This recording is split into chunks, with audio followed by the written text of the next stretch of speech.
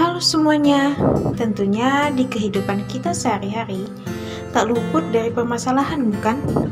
Dari permasalahan ini nantinya akan menimbulkan pendapat-pendapat ataupun argumen untuk menyelesaikannya. Sama halnya dengan teks eksposisi. Lalu, apa sih teks eksposisi itu? Yuk kita cari tahu.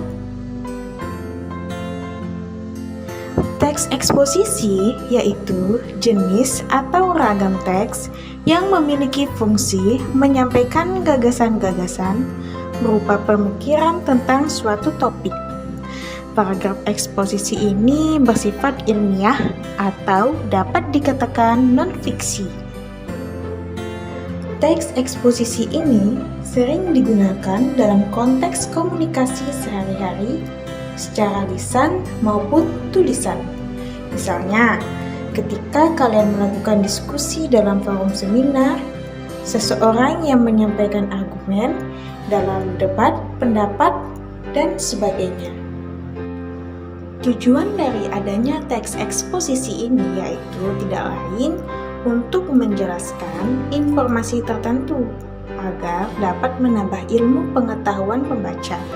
Sehingga dengan membaca teks eksposisi, maka kalian tentunya yang membacanya pun akan mendapatkan pengetahuan secara rinci dari suatu hal ataupun kejadian. Teks eksposisi ini memiliki 9 ciri seperti yang terpampang di tampilan ini, yaitu singkat, padat, gaya informasi yang mengajak, penyampaian teksnya secara lugas, menjelaskan informasi-informasi pengetahuan, tidak memihak berarti tidak memaksakan kemauan dari penulis terhadap pembacanya.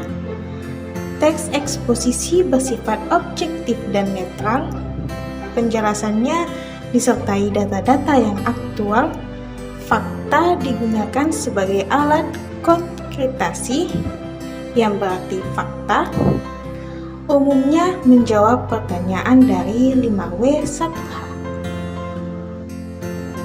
Pola pengembangan teks eksposisi terdiri dari 4 pola. Yang pertama, pola umum khusus atau dikenal dengan paragraf deduktif. Pola ini maksudnya berisikan ide pokok, bagian teksnya ditempatkan pada awal paragraf yang kemudian diikuti oleh ide-ide penjelas. Berikutnya, pola khusus umum.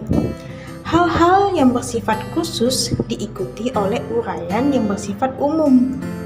Selanjutnya, pola ilustrasi, yaitu gagasannya memerlukan ilustrasi-ilustrasi dengan tujuan untuk membuktikan suatu pendapat.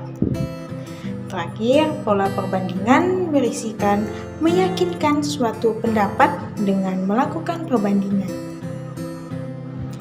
Di bagian awal dari teks eksposisi yaitu tesis, yang isinya berupa pengenalan isu, masalah, ataupun pandangan penulis secara umum tentang topik yang akan dibahasnya. Dilanjutkan dengan rangkaian argumen berisikan sejumlah pendapat atau argumen penulis sebagai penjelas atas tesis yang dikemukakan sebelumnya. Pada bagian ini dikemukakan pula sejumlah fakta yang memperkuat argumen penulis.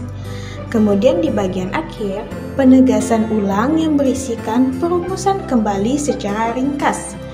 Bagian ini sering pula disebut penutup atau simpulan. Nah, berikut ada contoh dari struktur teks eksposisi. Simak baik-baik ya.